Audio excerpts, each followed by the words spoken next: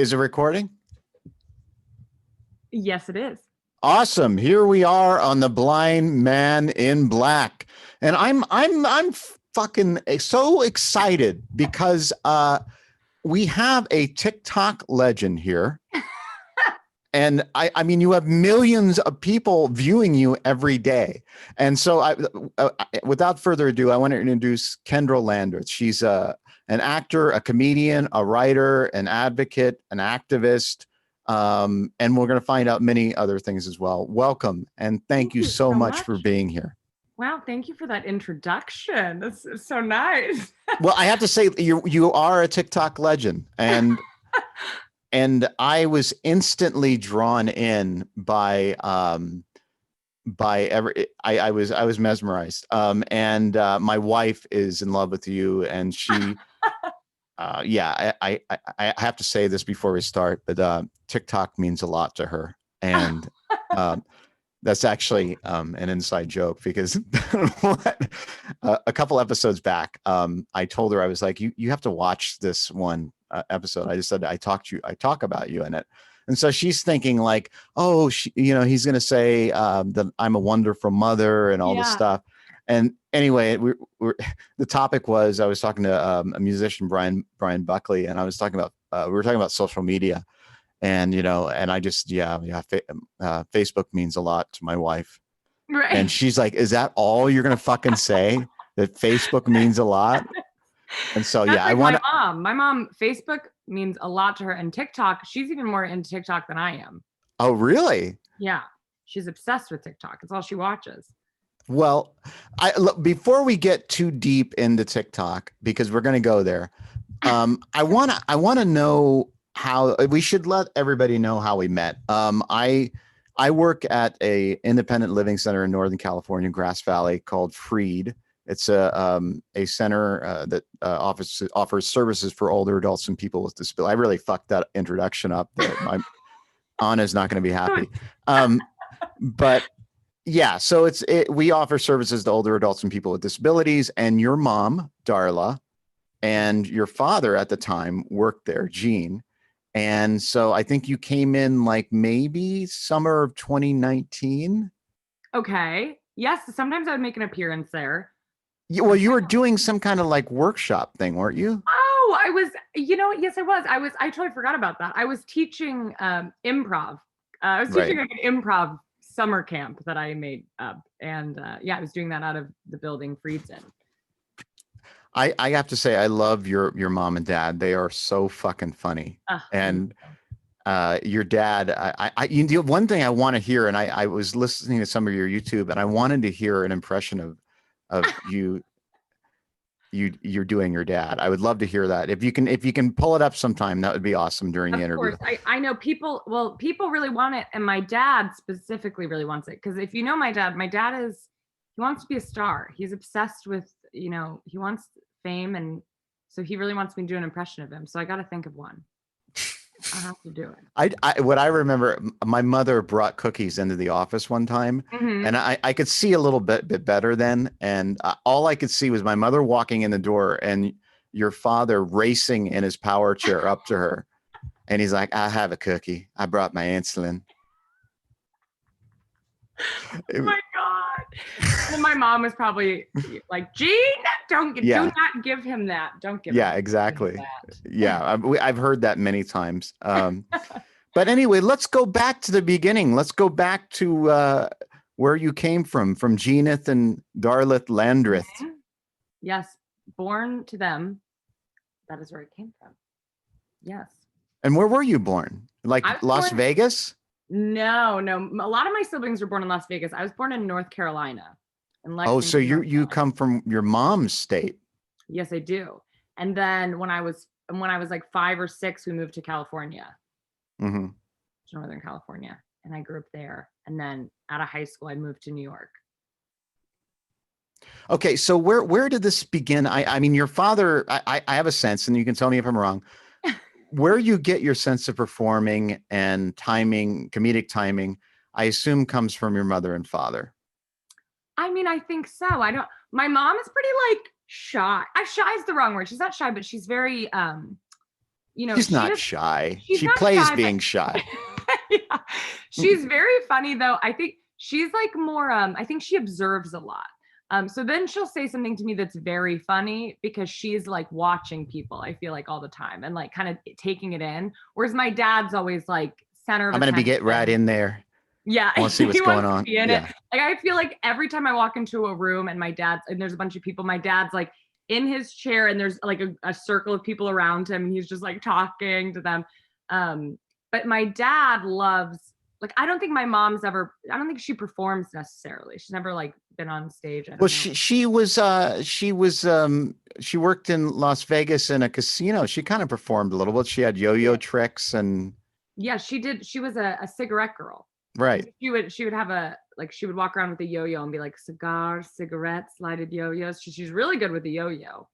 And she's very good with people. She's really good, she's very good in that way. Yeah. But my dad would like go around, he would do like speeches. He'll be really upset if he hears this, but I don't really know what he did. I know that he he was in cable and he would give speeches, but he loves like talking in front of people and yeah, Did he's you always read his saying, book? I did, and I had all my friends read his book as well. So It's Diagnosis Screwed Up, right? yes, A Misfit's Guide to Achieving Mediocrity. Right. Now, what did you think about it? Was there anything like I want to know if there's anything in there and you were surprised by or Well, I was shocked? surprised that I wasn't talked about very much. That was exciting to me. I was like, Dad, where am I? Because of course that's really what I'm not a very good reader. I don't read very much. And so to get me to read a book was most of it was because I was like, I'm probably going to be talked about a lot in this. I'm probably going to be in a lot of chapters. And I was just Right. simply not. I was not in any of it. But it was very good. I'm very proud of him. Yeah. Yeah, yeah. I mean, it's I haven't finished it. I started it and then life happened.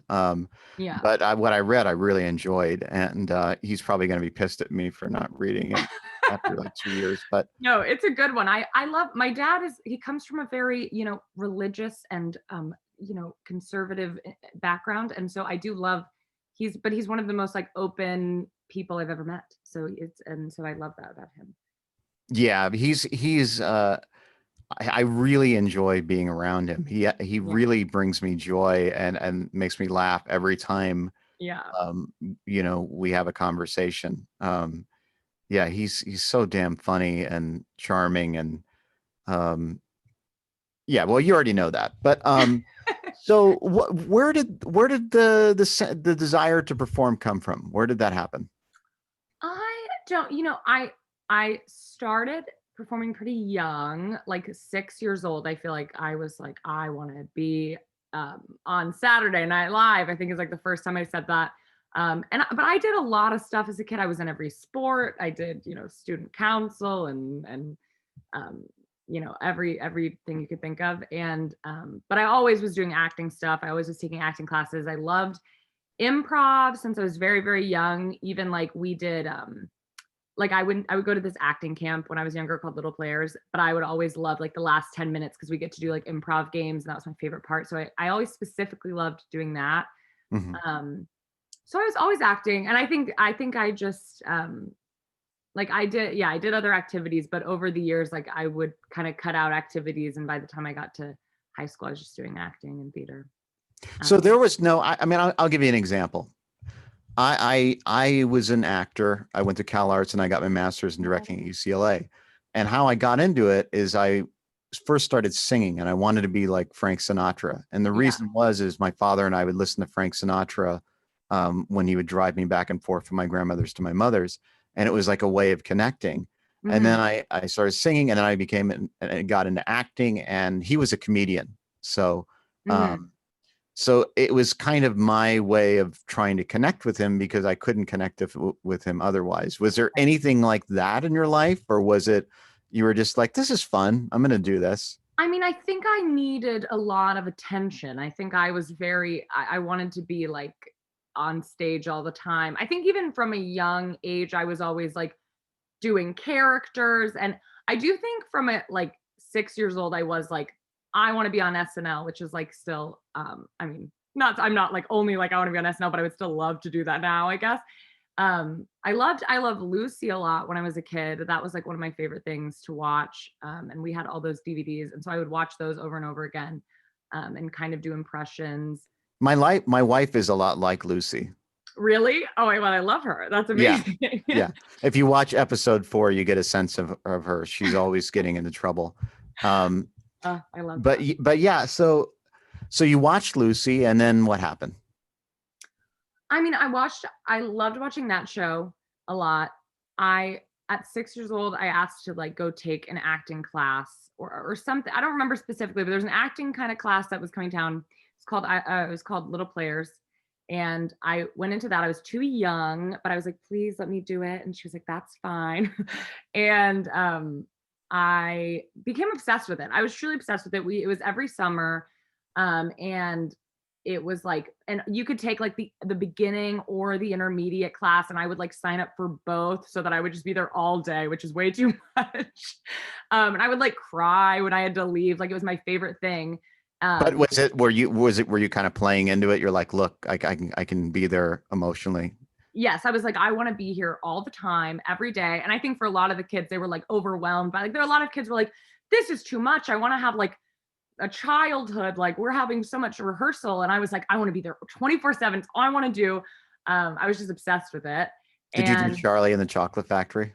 No, it was like, this is what I loved about it, is it was like a variety show. So it's original work.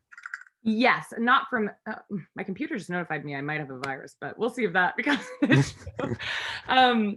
But no, it was like it was like poems and scenes and like random little dances that the teacher would make up that we would do as like characters. And so I just like really loved it because it was kind of like SNL in a lot of ways. Like we were like doing quick changes and I was playing an old man and then I was playing a pirate. And so we practiced a bunch, and then at the end of the summer, we'd have like a few shows. And so that was like my favorite thing in the world to do. And I always just loved, like in middle school, we had a news network, and I always wanted to be like the talent on the news network and, read the news for the middle school every day. Like that was my favorite thing to do. So there was, a lot.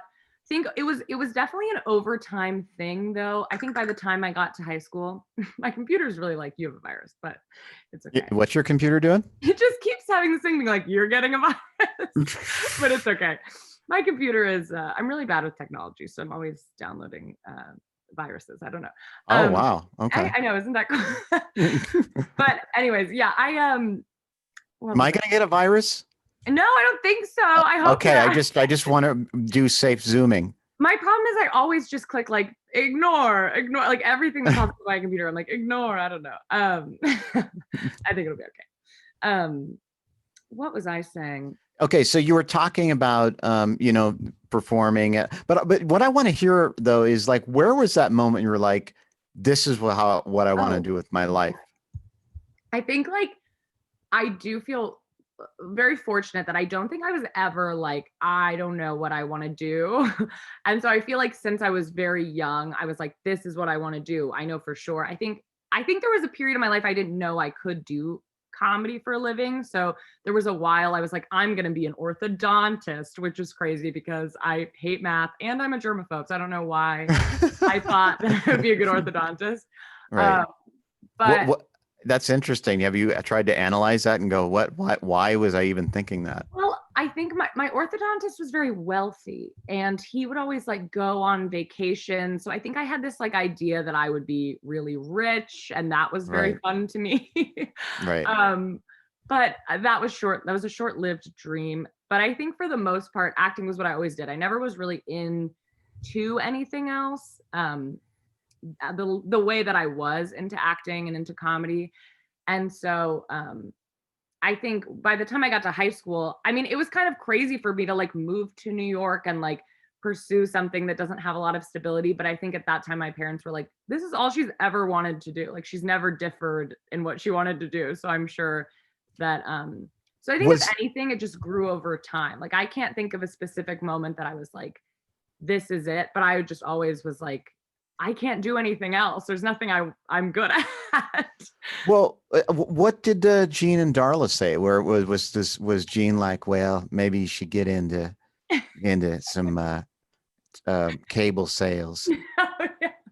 No, my dad loves that he was obsessed with me moving to New York. He loves that I'm a comedian. Like he is very much like texting me every day being like, I was watching Kelly Ripa this morning and you remind me so much of this actress. Like he loves that I do that. I think my mom is like the most supportive person in the entire world. So she was so wonderful about it.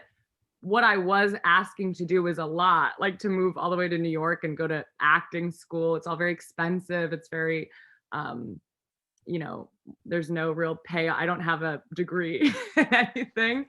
So I think after she kind of was like let herself be like, okay, Kendahl's not going to go to a 4-year college. She's not going to have that experience that she, like, I think my mom had thought I probably was going to have. She was so amazing. And she like helped me with scholarships and she was incredible. So they were very, very supportive. I remember, you know, I started working at Freed in, when was it? January of 2018. And from that very moment, I remember her talking about you, because Yeah. I think what happened is right near when I started working, you had moved into your dorm, and then there was a fire, like God. a hot plate set something on fire, and you had to go Yes. outside, It was and it terrible. was like 30 degrees or something. Oh, it was 5 degrees. It was terrible. And I was the last person to leave the building because I was, I was like seeing this girl at the time that my roommates didn't think was good for me. And so I had like gone up to the top floor, like the laundry room, and was like talking on the phone with her. And I remember it started smelling like smoke. And I was like, what is going on? That's like so weird, but whatever. And then there was like, oh, like sirens. And I was like, it's just New York City. I don't know. And then people were screaming. And I was like, everyone's so annoying. Like, quiet down. And then I was truly engulfed with smoke, fully couldn't see, and was like, oh my God. And I just ran. I've never ran so fast downstairs in my entire life. I ran through the fire, like right around it. Oh, And really? it was crazy. I was the last Like person in the building. backdraft. Yeah, it was insane. And then I had to stand outside in 5-degree weather, and I was just wearing a robe. That was it. No Your shoes. mom was so scared. She was telling me about it, like after it happened. She was like, she's like, I'm so worried she's gonna get frostbite. You know, she was like, Oh, it was terrible. But yeah, that was that happened. That did happen. Yeah. wow. So, so where did you go to school? It's an acting school called the New York Conservatory for Dramatic Arts. Right. How was that experience? It was good. It was a 2-year program, and it was just specifically for like learning to act on TV and film. Which is nice because I think it is really hard to my first year being on camera, it's really hard to transfer from stage to camera acting, and you feel very like aware of your facial expressions and very aware that you're on camera and you're on a 4D camera or whatever you call it, a good camera, and they can see every crevice of your face, and that was hard to transition to. So it was nice to get to for 2 years be on camera every single day. And now I feel very comfortable with that. And then at the same time, I was also going to, I was going to 2 schools kind of, because I was going to that school full time. And then I was training in comedy at the Upright Citizens Brigade at the time as well. Before we get to comedy, and I want to go in depth there because comedy is critical, and I love interviewing comedians and talking with comedians. And I've spent a lot of time with comedians. Let's go back. There's something very formative that I'm mentioning because I saw it. I watched some of your YouTube videos today, Yeah. and you had a video about you coming out. Mm-hmm. And so let's talk about that a little bit. Like when how was that experience? Yeah. Well, I knew I was gay probably around, it was all very like, I thought about it when I was 12 and was like, maybe. And then, my sophomore year, I was like, maybe I'm bisexual. And then I finally came out as gay when I was 18. So it was definitely a bit of a process. But yeah. So how did you feel about it though? Did you feel safe to come out, or was there like a sense of? I think I did think about it. And I think I say this in that video, even I felt very much like it was like getting in a car crash or like getting a disease, which sounds really terrible. But I think I was very like, I was like, this isn't going to happen to me. Like, and not that my family was so supportive of the LGBT community. I was someone who was always, I mean, I was 12, but I was very like, yes, gay people. Right. But at the same time, I was like, but not me. Like, not anyone I know. Like, I didn't know a single person at all who was gay, except Ellen, I guess, was the only gay person I knew. And so I think I was just very like, it doesn't happen to people that I know though. And it definitely doesn't happen to me. So I think when I was 12, it was very like, I thought about it for a second and was like, there's no way. And then, yeah, I think when I realized I was gay is when I had a crush on someone. And that was like the first time that I was like, well, I guess that means that I'm into women because I have a crush on one. But even then I never thought about like telling them. I was very like, it wasn't even that I was really, I think what I realized looking back is like, I never even thought about saying it. Like being closeted never felt like I was always trying to hide it. It's just like something that I would never think about dating a woman. I would never think about telling people. It was just like something that I naturally like kept to myself. And I was so busy. I was I think it made me like double down in my extracurriculars. And I do think that's why I like in high school, I was so obsessed with my improv club to the point where it was like way too much. Like I thought of my improv club as like, that was who I was dating pretty much. And I just was like obsessed with it. I did it all the time. It's all I thought about. And my best friend in high school, who he's, also gay and was closeted at the time. He was the vice president of our improv club. And it was like all we talked about. And so I think where most high schoolers would be talking about like who they liked or what dates they went on, we were talking about our improv club. So I'm grateful for that. But yeah. And then I came out of the closet when I went to college. So what do you think kept you from coming out earlier? I think that I didn't know anyone who was gay, and I would have been the first person I knew that was gay. And I do think that I was very, I think that everyone, even, I mean, I don't want to speak for everyone, but I know for me, even though I grew up in a really supportive home, there is still a lot of like internalized homophobia that everyone has. And that I think I did put on myself. Like I did think I was embarrassed to come out as gay. And I also think like your sexuality can be very sexualized, which I wasn't sexually active, but I think it felt like coming out to my parents or like coming out to anyone was being like, I'm going to have sex with women, which like wasn't the case. Cause like when I was in 5th grade, I would have rather like held hands with a girl rather than a guy. It's not sexual, but I think it feels that way. So I think to me, I felt very shameful about it, very like gross and like embarrassed. And also just like, I'd never seen it. And I think things, even though this was only a couple of years ago, which is crazy, but now there's like TikTok and like all these other forms of social media where I think so much, like I was only on Instagram and it was other people I went to school with. So I didn't have this like huge array of like people from all around the world talking about being gay or talking about their coming out experience. So I think it was just something that I'd never seen done before. So I didn't know how to do it as well. Right. That makes sense. And it also says a lot about our culture and creating how there isn't an atmosphere of welcoming people that are coming out. Yeah. So and I think too, like I think too, it's like nobody ever asked me if I was gay either, except my dad. My dad did actually ask me if I was gay, but that was when I was like 17. It's a very funny story to me, but he can you do it in an impression? My dad, he took me to a Mexican restaurant and he sat me down. He was like, I want to ask you if you're gay because I feel like I can't see you with a man ever. And I was like, no, I don't know. And I totally knew I was gay at the time, but I was like, no, Dad, I don't know what you're talking about. But besides him, no one ever asked me. And I think even now, like I'm very openly gay. Everyone knows I'm gay, but still like I have moments where, people are like, I was at work the other day and I was talking about like my girlfriend and they were like, oh, your boyfriend. And even in that moment, I got like nervous to be like, actually, it's my girlfriend. And every time I go to the doctor and they're like, are you on birth control? And I feel like, I'm not, I'm gay. It's like, it's still embarrassing. Like, it still makes me a little uncomfortable. So I think, Well, because when I was younger and closeted, like everyone just being like, you're going to date a guy one day, you're going to get married to a guy one day. It was really hard to be like, no, I'm not. yeah, yeah, it says a lot about our culture. Yeah. So how do you feel like, that informs your creative process? Yeah.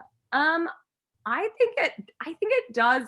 Somebody said this the other day, like one of my comedian friends on a podcast that I thought was really interesting. And they were talking about how like I think a lot of comedy is like noticing a weird thing. And that's like what I trained a lot in. I don't know, trained a lot in when I was in training in comedy and doing improv classes, is like finding the weird thing and then like heightening that thing.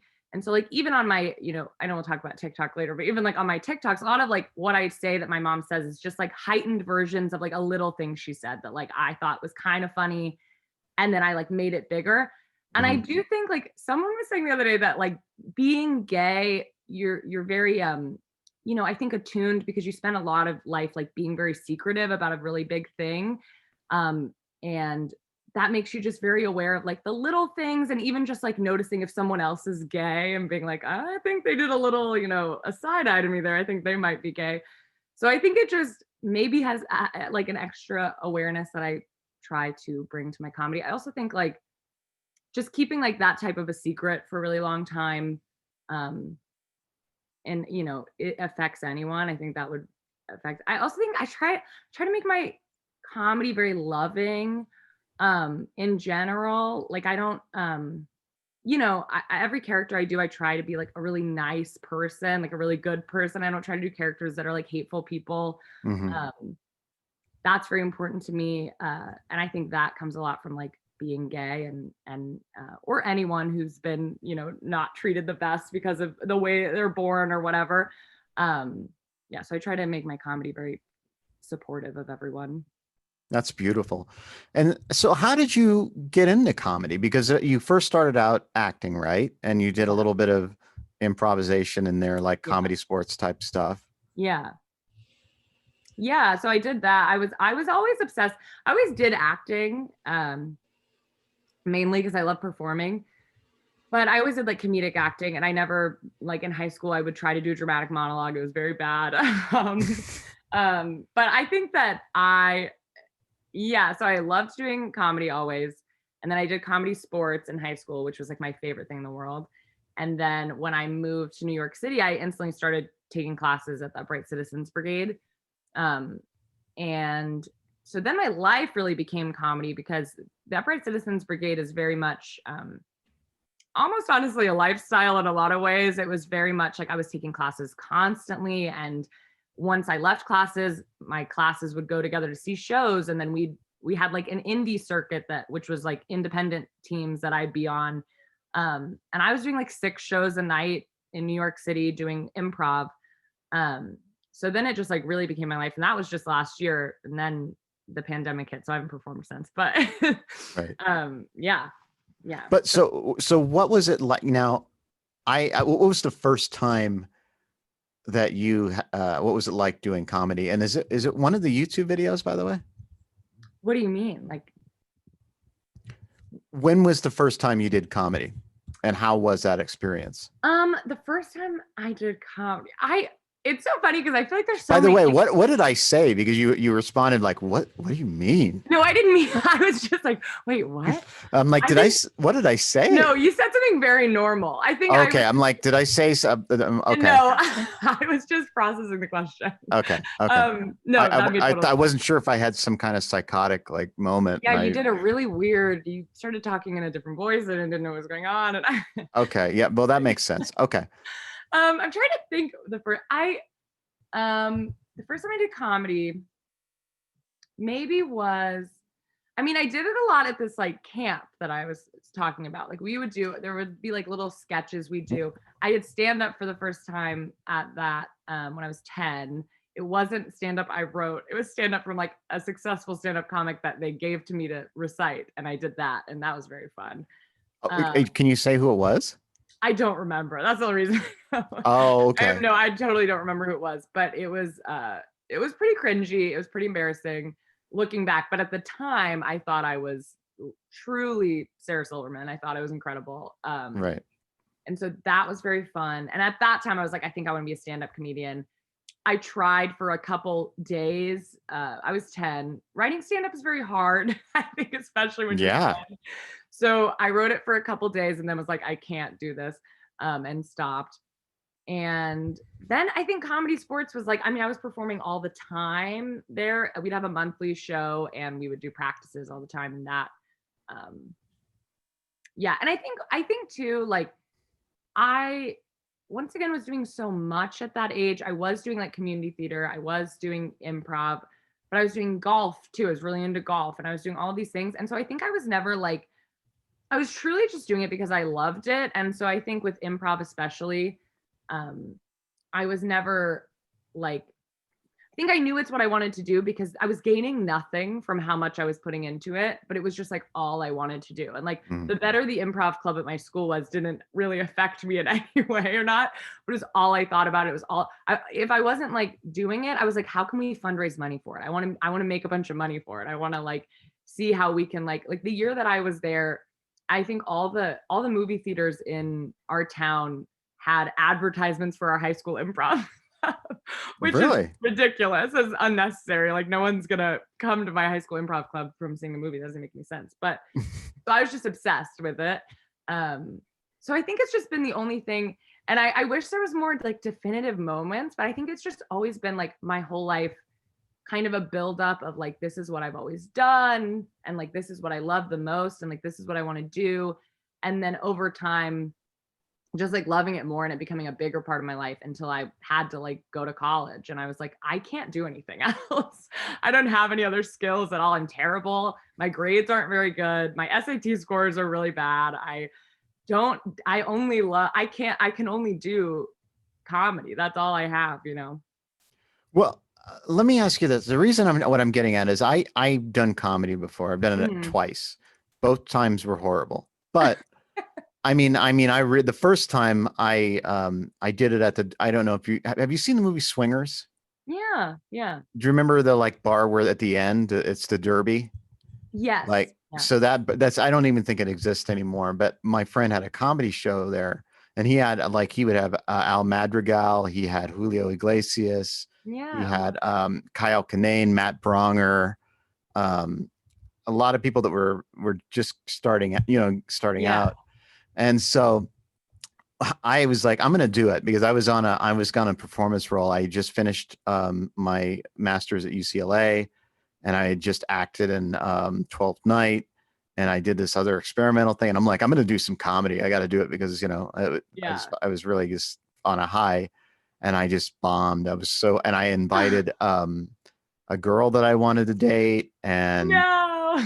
I've heard of people doing that. People will be like, it's my first like open mic or it's even my open mic in general. And I brought someone as a first date. I'm like, that is so iconic. Like I would never be brave enough to do that. Well, I think I was just on a performance high. If I hadn't been doing one thing after another, I think I would have probably not have done that. But I was just feeling like I can nail this, and I didn't. It was, it was crickets. And my friend who was running it, he Matt Dittman, he was like, yeah, it was like more of a performance piece, like performance art. And I'm like, the girl, are you guys still together? No, she did not even stay. She like left in the middle of it. God. Oh yeah. No. Yeah, we're still friends on Facebook, but she did not stay. But anyway, yeah, so I want to know when you actually did it, like the first time you did it, you were 10, but what happened when you did it later? Yeah, I did eventually go and do stand-up again. I took like a class first, which is very much I'm very much someone who's like, I have to know how to do it. I have to mathematically know how to do comedy. So I never I rarely did open mics. I wasn't like trying out jokes really before I took classes. So I went and like studied how to do stand-up. And then they had like a showcase, which was really nice because was it helpful? It was so helpful. Really? I mean, for me, it was helpful. I know some people who are like, learning how to write stand-up, just be funny. That's what you got to do. But But I mean, I also go and like have spent, you know, a million hours training in how to do improv. And I think a lot of people are like, but you're just making it up. Right. And I mean, there's a point I was practicing improv like 40 hours a week. Like it was like all I did. So I think there is a lot to like, you know, and I see it all the time. I'll go to open mics or before COVID, I would go to open mics and people will just be like, they'll do 5-minute sets. And I'm like, yeah, but they didn't say a joke once. Like they never said a Right. joke. They just kind of like say premises to jokes and then kind of trail off and then say premises. So I think like I wouldn't take a stand-up class again because I feel like I'm like, I get what they, you know, I think there is a mathematical thing they can teach you, which is helpful to me. But then it was nice because you know, I didn't ever, my first time doing stand-up wasn't at an open mic in front of people. I didn't know, it wasn't an empty house. It was like a showcase for a class. So everyone, like the whole audience was packed with people who were like there to support Yeah. someone and were there. So it was very like, it went really well, but I think that's because most of people were there were my friends. So that was Well, really, I mean, and you're funny. I watched your YouTube, the Broadway one, oh yeah, and thank then you. the Greenwich Village one. Oh, Yeah, I thank mean, you. you have talent, and it's very evident. And how old are you? 21? I'm 21. Yes. Yeah, Yeah. I mean, that's amazing. I mean, you have an amazing sense of timing and maturity, which it's impressive. Thank Um, you. I wish I could see your you know, your expressions, but what I'm hearing, it's you know, you have great timing and a good sense of what's funny. I mean, I literally, and I mean, I don't laugh out loud often when I listen to things, but I did, you know, Ah, and thank you. yeah, it was there's some funny stuff. And so what does comedy mean to you? Like, what is it? How do you see its place in the world? I think And it's just, also, what are who are your influences? yeah. I love comedy, obviously, is what I do. I love it so much. I think that, you Not know, as much as my wife loves Facebook. yeah, I don't know if it's comparable, if I'm honest. I do not. Okay. But I like it enough. I like comedy enough. And I I mean, it's so SNL, for example, I don't always think SNL is the funniest show in the world, but I think SNL is a great like representation of the importance of comedy in Hmm. the world because I feel like every week, especially now, like the news is very depressing, it's very upsetting, it's very disturbing. And I think it is so important to have like once a week a show where we just kind of make fun of it for an hour and a Yeah. half and kind of just laugh about our lives. I think it's very unifying. I think comedy is very, you know, like I think it's very beautiful to go to a stand-up show and see people from like all different places and all different political views and whatever laughing together. I think that's like a very beautiful thing. I think theater in general is very beautiful because of that. Um, and I mean, for me, it's also important. I mean, it's like a coping mechanism for me, which I hope to one day have it not be. And I hope to just do comedy for it. But I think, you know, growing up, there is a reason that I was always like trying to do characters and make people laugh. And um, so, yeah, for a long time. But I think it's also a beautiful way to deal with things too. I think saying it's a coping mechanism maybe makes it seem negative, but I think it is like nice to just laugh at life and um, try to make other people laugh. Do Yeah, you feel that comedy loves tragedy? I do. I think that comedy loves truth. That's what I think comedy loves. Hmm. So I think a lot of things are tragic. So if it's truthfully tragic, I think so. Yeah, I just think honesty. I think being a comic, or doing comedy in general is like the most vulnerable thing that you can do. Because Yeah, it is. I I felt think you, very naked, the most naked. I mean, I mean, I always, as an actor, depended upon yeah. amazing dialogue, right? And then Mhm. you have to create it yourself, and it's scary. Yeah, and I think too, like especially in improv, um, like everything I say comes from something that like happened to me or a story that I thought of or something about myself, or even if there's a moment where I'm like, well, I feel like people think this about me, and it's like coming from totally a place of truth. And I think that's when like things are the funniest because it's people are like, oh, same, yeah, me too.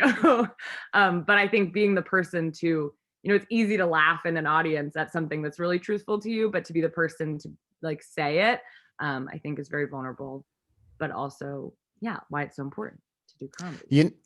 When I was listening, I was thinking about how the power of comedy. Do you watch comedians in cars getting coffee? I haven't. I really should.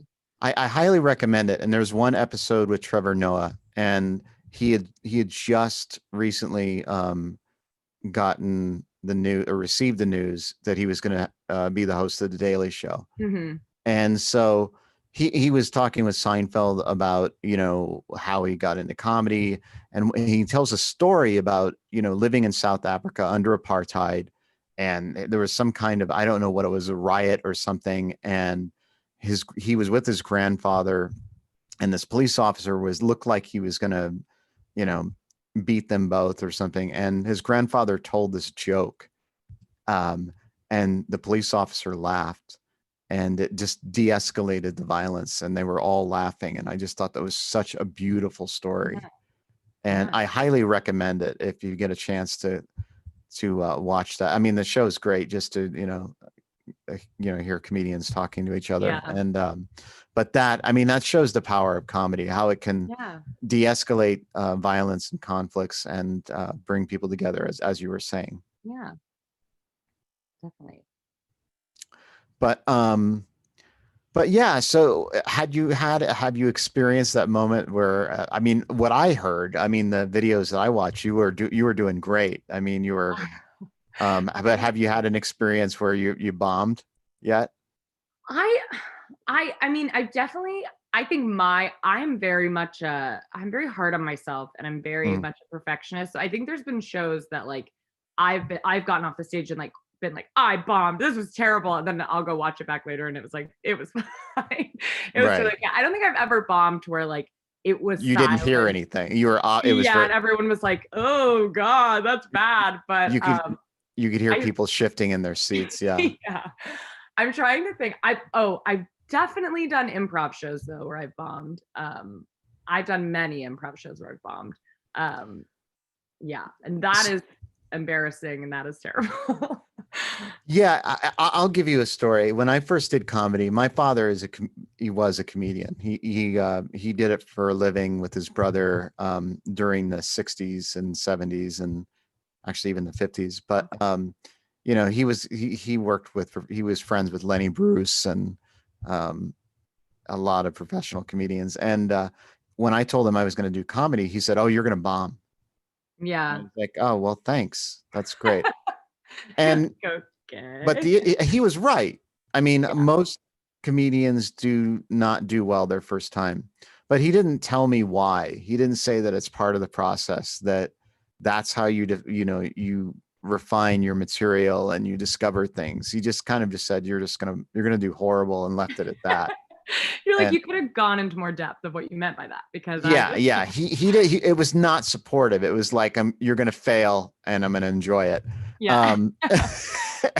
And so, it didn't help. He and I don't remember having a conversation about that afterwards, but that's why I mentioned it. I just wondered like how, I talked to comedians about it, how it affects them. There's like there's a great documentary just about bombing. And I can't remember what it is, but it really is funny. And but like I said, everything I saw on your two YouTube videos, you were doing amazing. You were getting lots of laughs. So I definitely have improv bombed before many times. And I do think it is like, I think over time I've bombed less, but I think especially a couple years ago, there was a time when it'd be like 1 out of 10 shows is really great. And then 9 of them, and I was doing, 12 shows a week. So that was okay. Yeah. But it's like not 9 out of 10 of them were bad, very bad. And I remember one specifically, I was like seeing this girl at the time, and I never wanted her to come see my improv shows because that is not hot to watch someone do improv. And also, like, at the time, no one wanted to watch. There was like, there's 2 years, and this is recent. I've only been in New York for 4.5 years almost, but like there was a 2-year period where every improv show I did was at the bottom of a bar. there were 2 people maybe there who like looked drunk and like had been there for hours. Like I was performing for no one. So I didn't want her coming to see this. And I guess one night she was going to surprise me. Like she thought it would be romantic, which it was not. And so she came to like I think it was a 1:30 a.m. show. That's when my slot was. Oh boy. At the Upright Citizens Brigade, which was embarrassing because that's actually a really big theater. So there was just her and my friend came with her. And I was like, why would you let this happen? And we come out to like Lizzo. My whole team comes out. We do the worst set ever I've ever seen. And the girl I'm dating is like front row. And so I didn't talk the entire time because I was so embarrassed, except I think I came out once and did a really bad Southern accent and said something that didn't make sense. How could you do a bad Southern accent? You've lived with Southern accents your whole life. I know, but I was so nervous. I couldn't even. I came out with this like, I was like, "Howdy, y'all!" It was so bad, and everyone, it was like a prospector. Yeah, it was not good.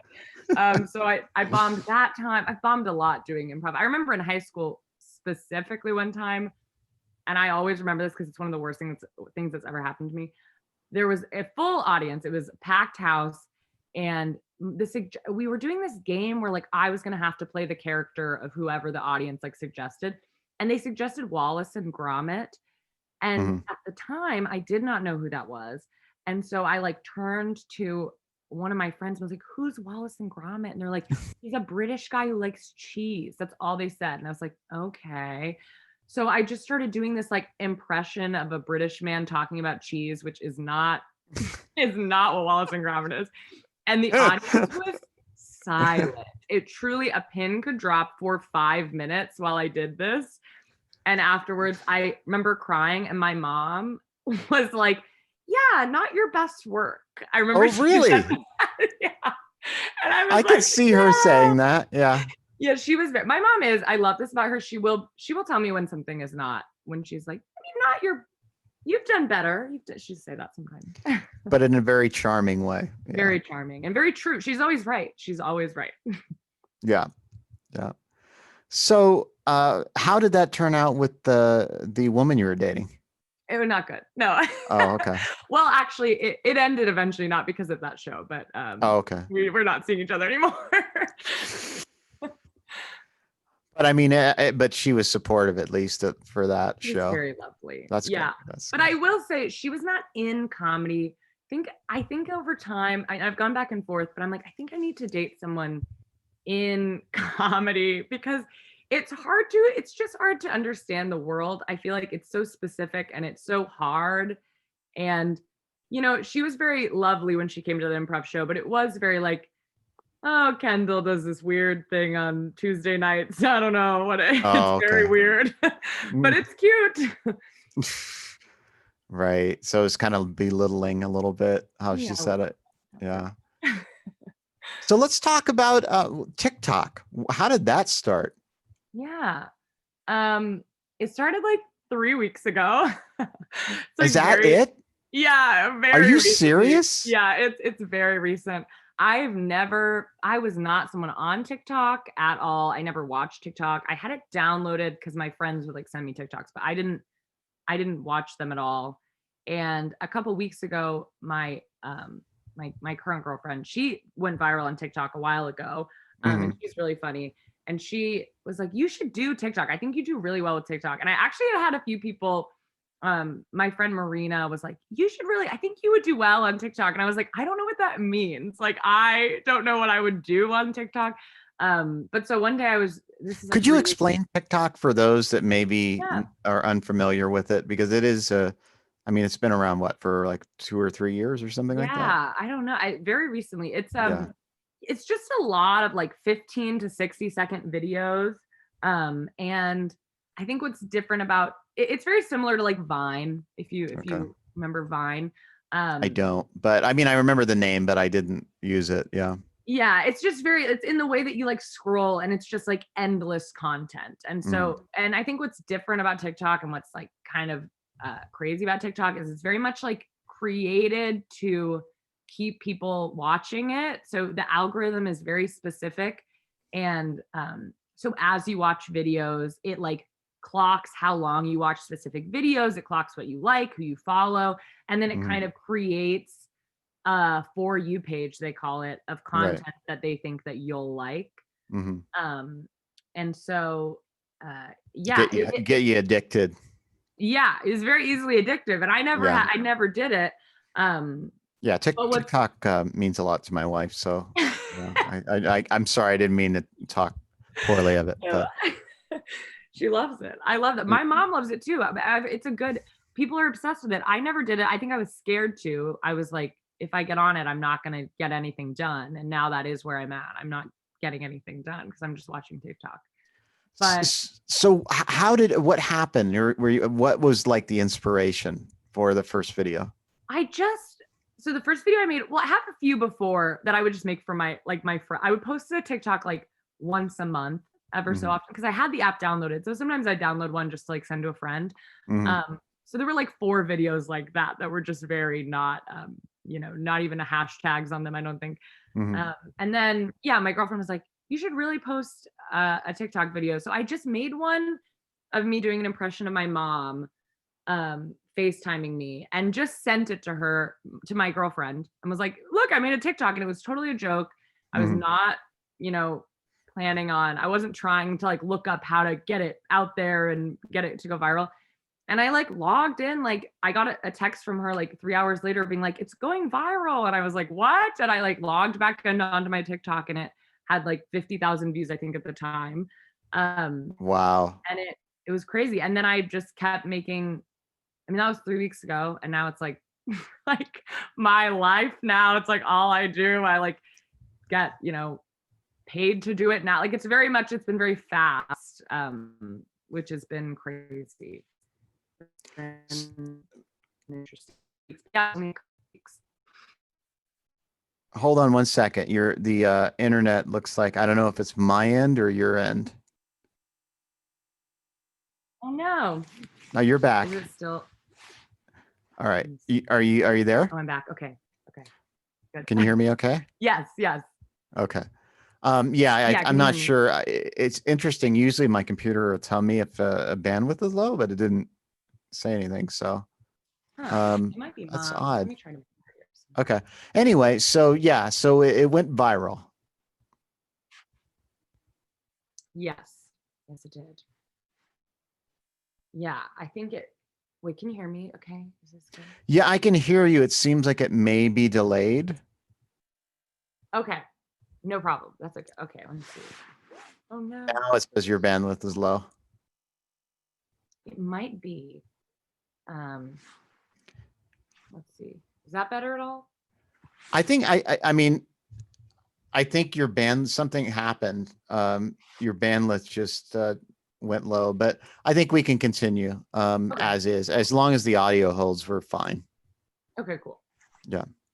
So Darla mentioned that your mom was like, it had 70,000 views the next day. Yeah, and then it had 70,000 views. Now it's at, I think, 2 million, and they all like. So then the next day I made another one, and another one. I just kept making them, and they've increasingly done better, and now I have like more. It was weird because at the time I like my videos were getting millions of views, but I only had like 100 followers, because people don't, on TikTok especially, people just scroll through content, so they'll just be watching and not like really following the person. So now I've got like more of like a group of people who like my videos, who watch them every time, and I do like live streams and they'll watch those, and so that's been really fun. So how did you make the decision? You made a very clear decision. You weren't going to do a Southern accent for your mom. What was that reasoning? Or do you want to save that? Is that a mystery? No, it's okay. I'll talk about it. I think that my mom, I do a few characters on my TikTok. I do like 2 aunts that I have, and like I don't have aunts, and I don't have aunts that talk like that. And so they're all like definitely characters. And I think like my mom character, I pull a lot from my mom because I talk to her like every day, and so she'll say things that I think are funny, and I do try. I think what a lot of people at least when they comment what they like about them, they're like, it's crazy. My mom says the same thing, and it's very specific. So it's like, I think helpful to have my mom. I've learned to just like trust what she says and just say little things that she said. And people are like, my mom says that too. But my character like isn't really, I think she's like pulling from like 6 different moms that I've seen in my life. And so her voice is very much it's like, there's this mom that I watched on YouTube who I hate, actually. I think she's very homophobic. She's very terrible. But she does like vlog channels, and I've watched her for years because I'm fascinated by her. She like her is very momness. Mormon. Her mom, yeah, she's like a mom vlogger. Right. She's like 6 kids. I do not like her, but I'm obsessed with her because she is so crazy and she's so controlling of her children and very weird, and she vlogs their whole life. And it's just very interesting to me. And her voice is the voice that I do in the mom videos because I just think it's so funny. So I try to do her voice paired with like you know, a loving mother that is my mom. Right. And that's my character. Yeah. And then the glasses, my mom doesn't do that with her glasses. That's from my acting teacher in the TikTok videos. I like take my glasses on and off a lot. And that's like from my acting teacher in college. She used to do that, and that made me laugh. So it's pulled from a few different mothers. So you've used pulled from various mother sources, and also you've kind of divided up your mom's personality a little bit, like with the aunts, right?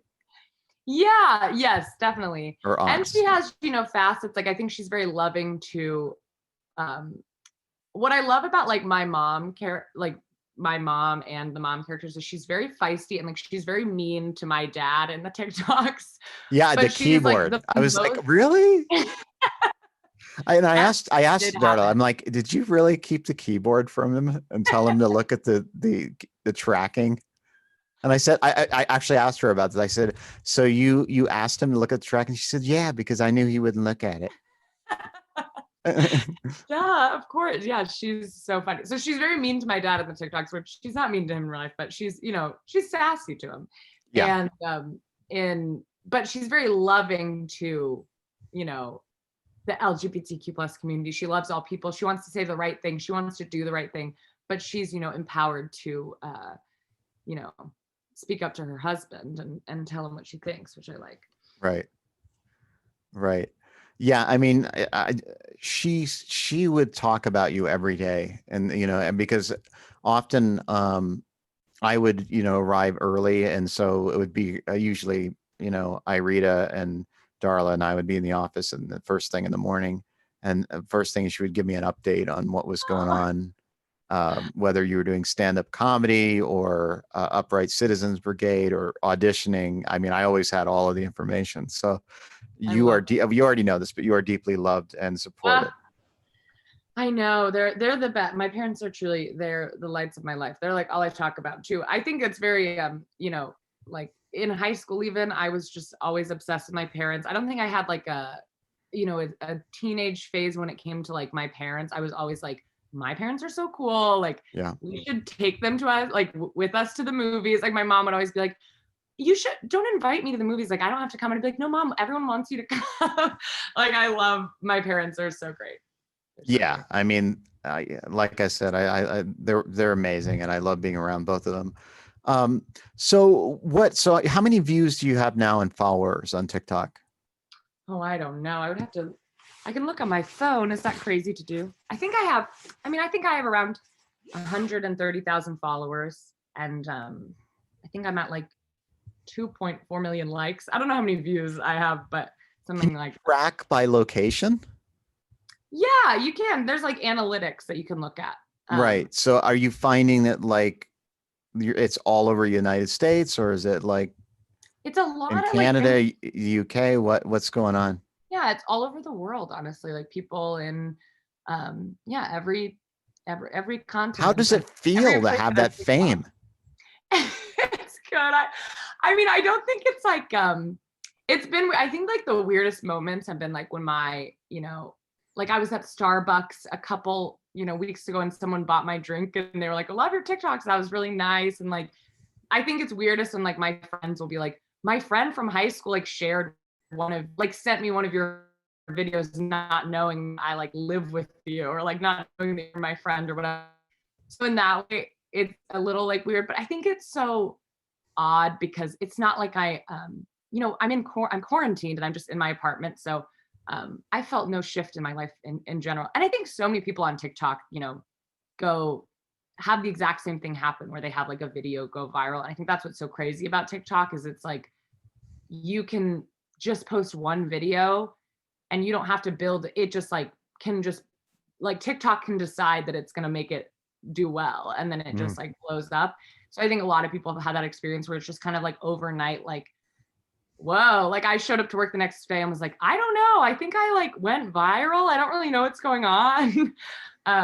But so yeah, I mean, I think the only thing that's changed in my life is I have to make a TikTok every single day, which has been crazy.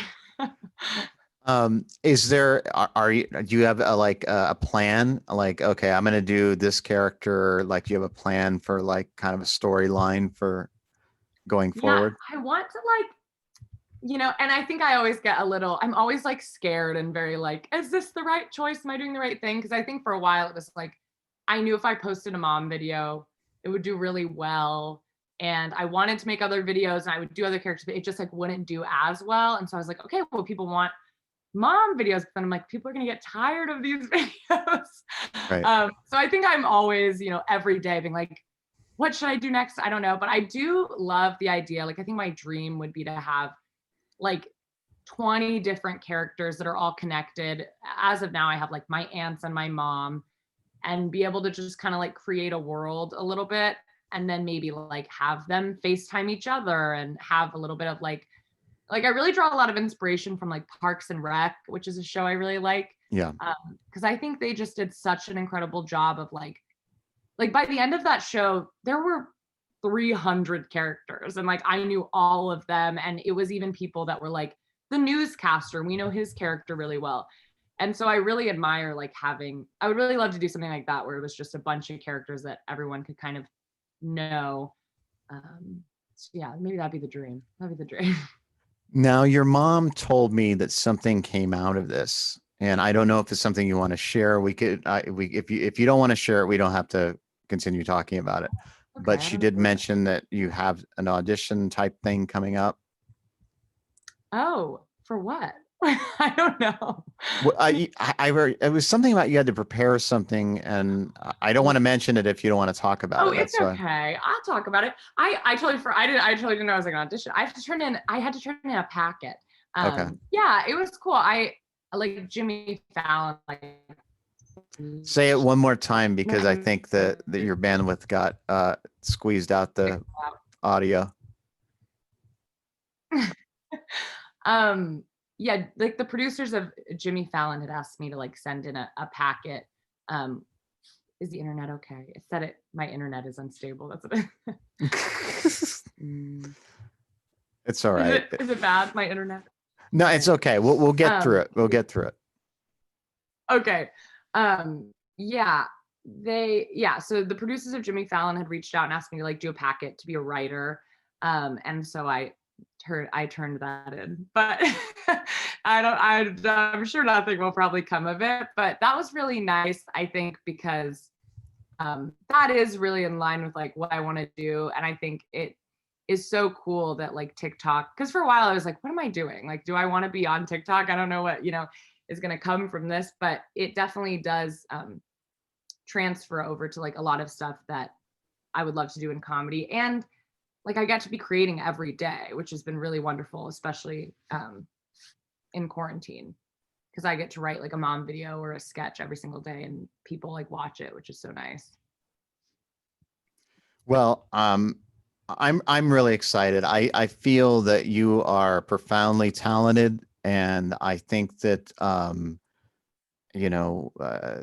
things are but let's backtrack a little bit before we disconnect. How are you doing through the pandemic, and how are you feeling? Because I noticed in one of your bits, your stand-up bits, you talked about climate change. How are you feeling about the world? And are you feeling optimistic? Or are you feeling like we're going to go on Fury Road together? I mean, I will say in the last week, I feel a bit better. I mean, I think with, in the beginnings of the vaccine, I'm feeling a little bit for the first time, because I was someone who was very much like, we're going to be in a pandemic for the next 6 years. Like, I was very much like, this isn't going to end anytime soon. Like, buckle up, guys, because we're going to do, especially Right. because just like nothing was being done. And so I was like, there's nothing's going to change. But, the pandemic in the beginning was there was a 3-month period that was wonderful because I got to spend time with my parents, which is not something I usually get to do. And I went home Mm. and that was really great. But then, yeah, it was really hard. I think because I loved my life before the pandemic a lot and it was very fulfilling to me. And I was performing every night and I had, I was hanging out with friends and going to bars until 2 a.m. and performing. And it was very fun. Yeah.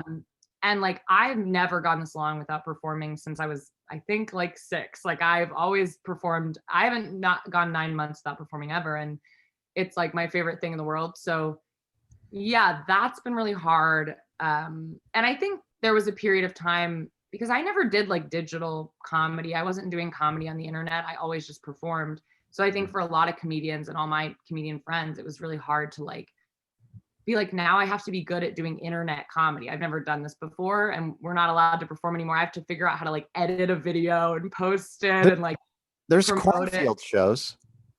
What is it? There's cornfield shows. Yeah, that's true. I've seen I have seen some people have posted and I'm like, I'm not interested in that thing. But yeah, so like transferring over to being like doing short, like digital shorts, and it's like I've never done that before. I don't know how to do that, and but that's the only thing to do.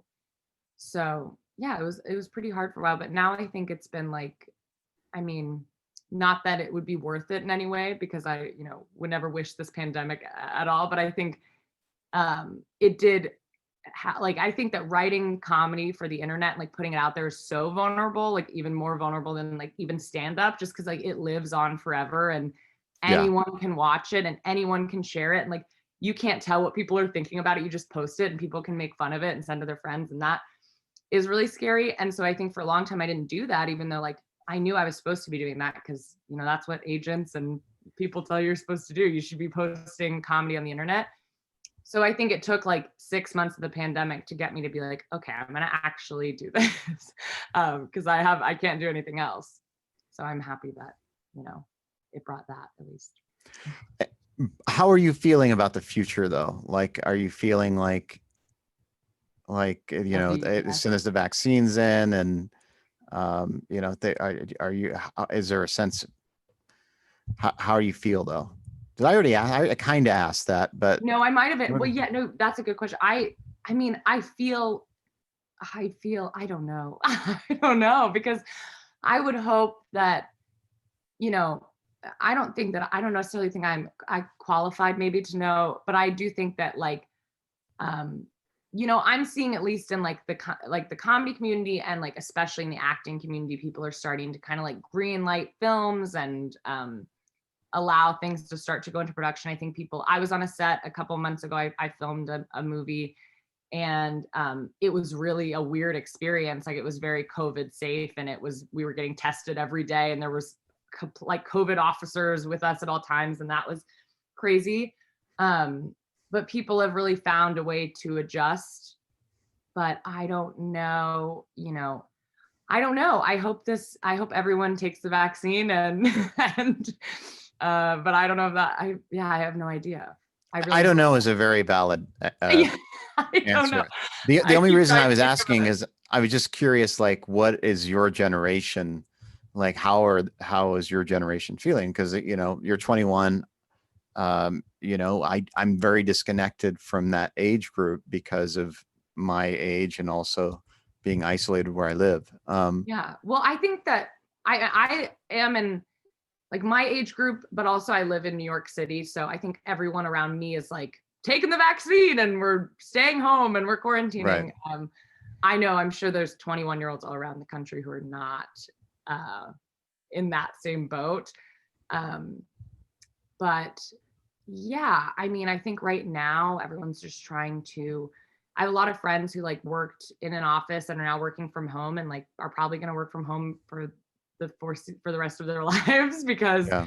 they don't need to work in an office anymore. And a lot of people are moving. Like I know, you know, in a from New York City, I know probably 15 people like that I know closely that have moved to LA or moved back home. So that's really different. So I don't know what the future for New York is. I don't know what the future for the US is, but I just hope that this ends eventually. Yeah, well, that's a valid hope. And you know, this is just insane shit. This is you know, I mean, it's happened before. I mean, this is another cycle in history, but it's, you know, we haven't gone through it. So, Yeah. um, so it's, yeah, it's some scary shit.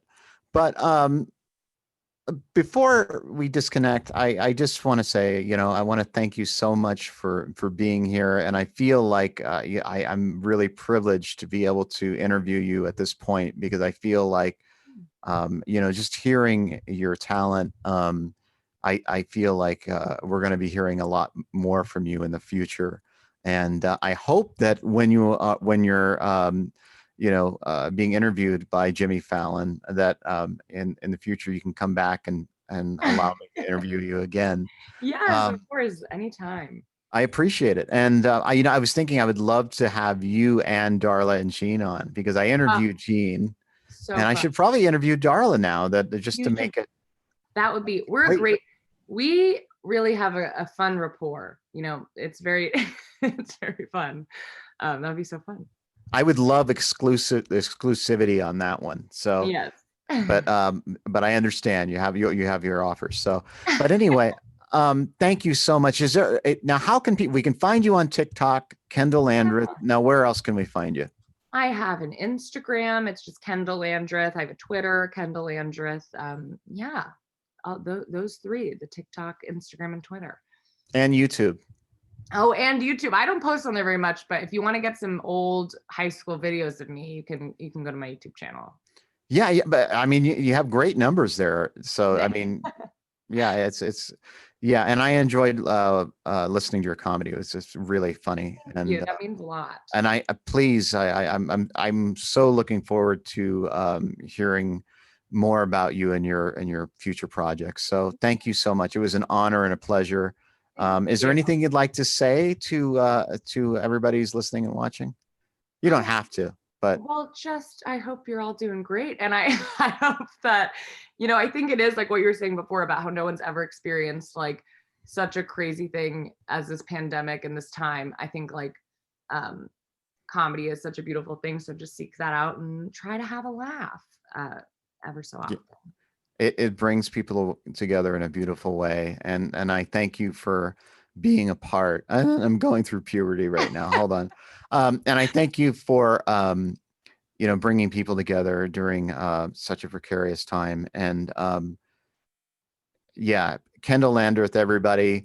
Now we're going to have a very awkward ending, as we always do. And until things are brighter, I'm the Blind Man in Black, and you can find me blindmaninblack.com and all the other usual places. So here we go. All right, take care. Thank you so much, Kendahl. Thank you. And oh, happy Festivus Yes, you too. for the rest of us, and happy New Year. Yay. All right, you take care. All right, You too.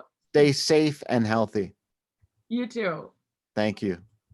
Okay, here's the awkward ending. I got it. Oh, it's not working now. What's so odd? Why does it do that?